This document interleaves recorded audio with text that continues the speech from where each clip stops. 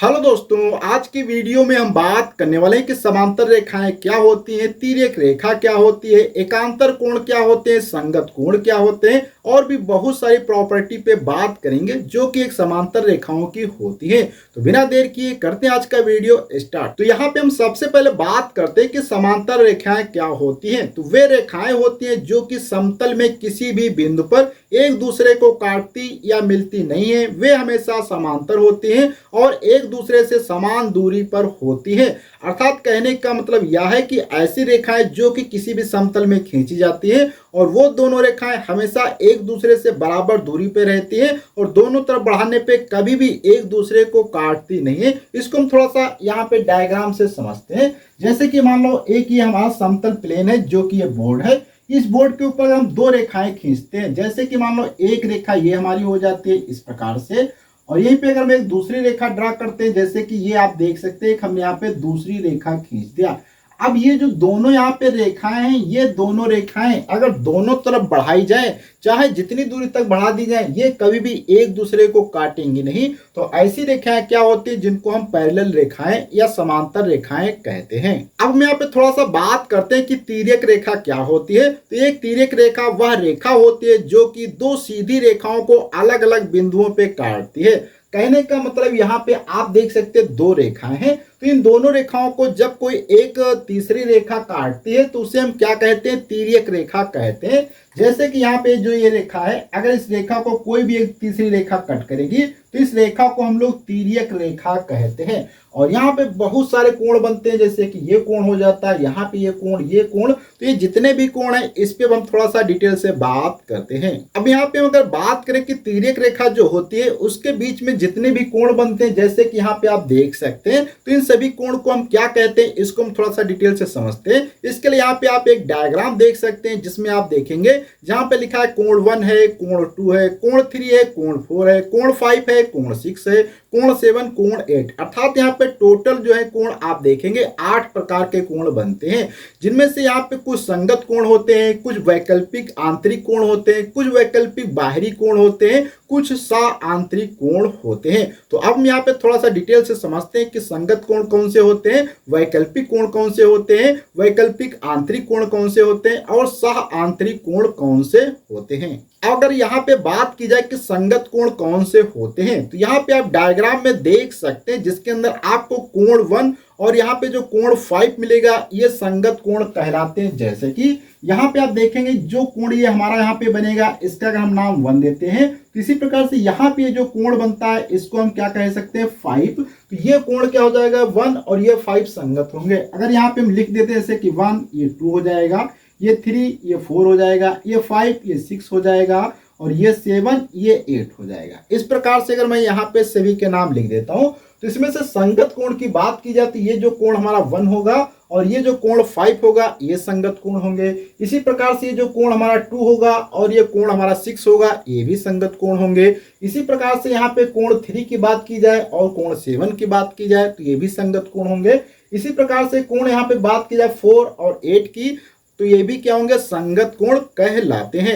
अब यहाँ पे थोड़ी सी बात की जाए तो ये संगत कोण जो होते हैं ये लगभग एक दूसरे के बराबर होते हैं, जो कि यहाँ पे आप प्रॉपर्टी से अगर हम बात करें तो प्रॉपर्टी ये बताती है कि ये जो कोण हमारा 1 होगा और ये कोण 5 ये क्या होंगे, बराबर होंगे। कहने का मतलब कोण 1 बराबर क्या हो जाएगा, कोण 5 हो जाएगा।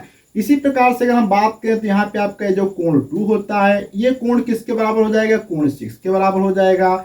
ऐसे यहाँ पे अगर हम बात करते हैं कोण 3 की, तो हमारा कोण 3 भी किसके बराबर हो जाएगा, कोण आपके 7 के बराबर हो जाएगा। इसी प्रकार से कोण यहाँ पे जो 4 आपका दिया गया है ये कोण किसके बराबर हो जाएगा, आपके कोण 8 के बराबर हो जाएगा। तो ये हमारे जितने भी यहाँ पे थे ये सभी क्या थे, संगत कोण के अंतर्गत आ जाते हैं। अब हम यहाँ पे थोड़ा सा बात करते हैं कि वैकल्पिक बाहरी कोण क्या होते हैं और इनकी क्या प्रॉपर्टी होती है।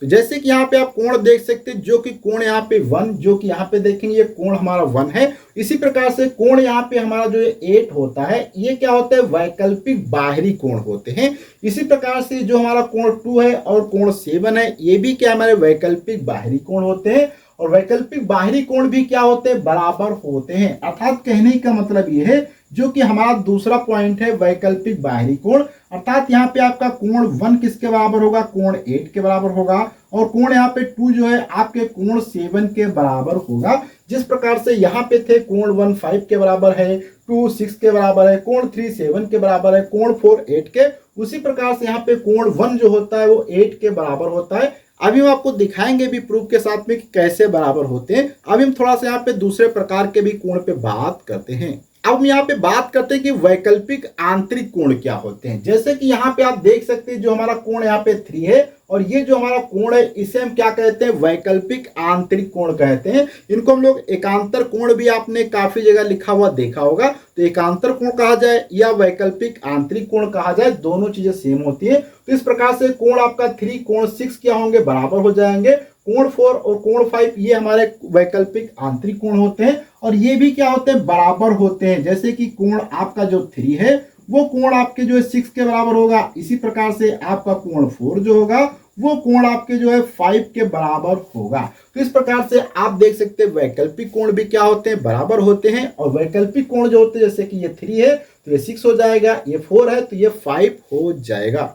अब हम यहाँ पे थोड़ा सा बात करते हैं कि सह आंतरिक कोण क्या होते हैं। जैसे कि यहाँ पे कोण 3 और कोण 5 जो होते हैं ये सह आंतरिक कोण होते हैं और कोण 4 और कोण 5 हमारे सह आंतरिक कोण हो जाते हैं। जैसे कि यहाँ पे आप देखें जो हमारा कोण 4 हो जाता है, आई एम सॉरी यहाँ पे जो कोण 3 है और ये आपका जो कोण यहाँ पे 5 है ये सह आंतरिक कोण है। इसी प्रकार से 4 और 6 क्या है, सह आंतरिक कोण कहलाते हैं। अब यहाँ पे हम थोड़ा सा एक प्रॉपर्टी पे बात करते हैं जो कि समांतर रेखा और तिर्यक रेखा के जब कोण बनते हैं तो वहां पे एक प्रॉपर्टी होती है कि जब भी कोई एक तिर्यक रेखा किसी दो समांतर रेखाओं को काटती है तो उस कंडीशन में क्या होता है, यहाँ पे चाहे आप कोण 1 और कोण 2 को ऐड करें तो भी 180 के बराबर आएगा, चाहे आप कोण 1 और कोण 3 को ऐड करेंगे तो भी 180 का आएगा।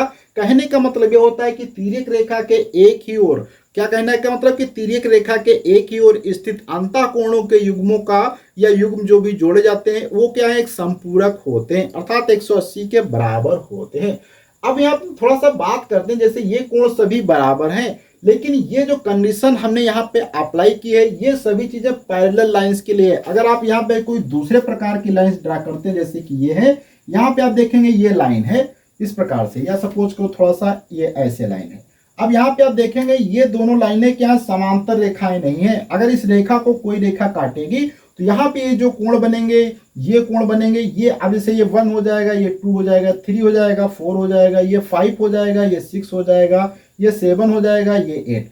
अब ये कंडीशन जो यहाँ पे थी पैरेलल लाइंस के लिए वो यहाँ पे एप्लीकेबल नहीं होगी, क्योंकि यहाँ पे कोण 1 जो होगा आपका कोण यहाँ पे 5 के बराबर नहीं होगा, जैसे कि यहाँ पे संगत कोण बराबर होते थे, इस प्रकार से नहीं होंगे। अब यहाँ पे थोड़ा सा हम और बात करते हैं कि इसमें कोण की बात की, जैसे कि यहाँ पे आपके जो कोण 1 है ये कोण किसके बराबर होगा, 4 के, क्योंकि हम हमेशा जानते हैं जब भी कोई दो रेखाएं इस प्रकार से कट करती हैं तो इनके जो शीर्षाभिमुख कोण होते हैं, जैसे कि ये कोण इसके बराबर होगा और ये कोण हमेशा क्या होगा, इसके बराबर होगा, इस प्रकार से। तो यहाँ पे ये कोण इसके बराबर होगा, ये कोण इसके, जैसे कि यहाँ पे 1 2 और 3 4, तो यहाँ पे आपका कोण 1 किसके बराबर हो जाएगा, कोण 3 के बराबर हो जाएगा और कोण 4 आपका क्या है, कोण 2 के बराबर हो जाएगा। तो ये भी कंडीशन आप देख सकते हैं इस प्रकार से। यहाँ पे आप देखें जैसे कोण 1 जो है आपका किसके बराबर है, कोण 5 के बराबर है, कोण 1 किसके बराबर है, कोण 5 के बराबर है, और इसी प्रकार से कोण 1 और कोण 4 के बराबर होगा। इस कारण से आपका कोण 4 और कोण 5 क्या हो जाएंगे, बराबर हो जाएंगे, जो कि यहाँ पे आप देख सकते हैं। तो यहाँ पे हमने बहुत सारी इंपॉर्टेंट प्रॉपर्टी पे बात की जो कि एक समांतर रेखाओं के लिए होती है, जहाँ पे एकांतर कोण कैसे बराबर होते हैं, शीर्षाभिमुख कोण क्या होते हैं, और बहुत सारी चीजों पे बात किया। अगले वीडियो मिलेंगे कुछ नए कॉन्सेप्ट के साथ में, जब तक के लिए धन्यवाद।